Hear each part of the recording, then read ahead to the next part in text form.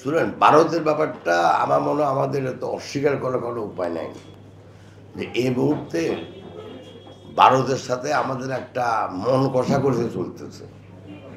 মানে এটাকে আমি ঠিক সত্যতা আমি বলবো না, একটা মন কষাকষি চলতেছে।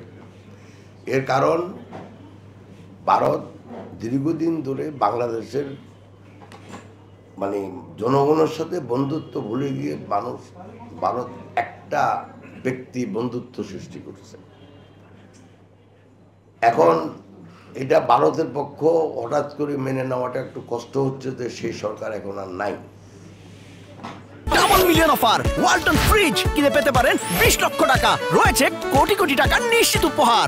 তো আমাদের সরকারের ঘোষিত নীতি হলো আগে আপনি 5ই আগস্টকে নীতিগত স্বীকৃতি ঠিকমতো দেন, দিয়ে আমরা ভবিষ্যতের দিকে আগাই। আমি মনে করি ওটা যথাযথ চিন্তাধারা।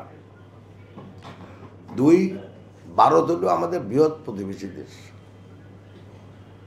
অ্যাডাম স্মিথ বলে গেছে যে একটা দেশ যদি নিজেকে সমৃদ্ধ করতে চায় বাণিজ্যের মাধ্যমে, তাহলে তার জন্য অত্যন্ত জরুরি প্রতিবেশী দেশের সাথে সম্পর্ক ভালো রাখা এবং বাণিজ্য বৃদ্ধি করা।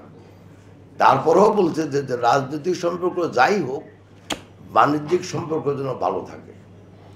আর যদি আপনার সেটা না থাকে, তাহলে আপনি নিজের কৃষি উৎপাদন বৃদ্ধি করে সমৃদ্ধশালী হতে পারেন, নিজের অন্য কোনোভাবে সমৃদ্ধ হতে পারেন, কিন্তু বাণিজ্যের মাধ্যমে সমৃদ্ধ হওয়ার কোনো স্কোপ আমাদের নাই। এখন বিশ্বায়নের যুগ। এখন ধরেন আপনাদের কিছু এসেনশিয়াল খাদ্যপণ্য আছে যেগুলি আমরা ইজিলি প্রতিবেশী দেশ থেকে আনতে পারি, সেটা আপনার বিদেশ থেকেও আনতে পারেন।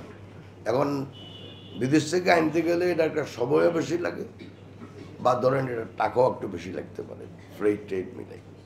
সেজন্য এটা আমাদের স্বার্থেই আমরা চাই যে ভারতের সাথে আমাদের সম্পর্কটা ভালো থাকুক।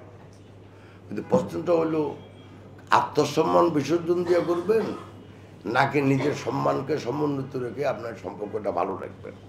তা আমি মনে করি এটা ভারতের সাথে আমাদের সম্পর্ক ভালো হওয়া উচিত, কিন্তু একই সাথে আমাদের আত্মসম্মান যেন বজায় থাকে সেটার দিকেও আমাদের খেয়াল রাখা উচিত।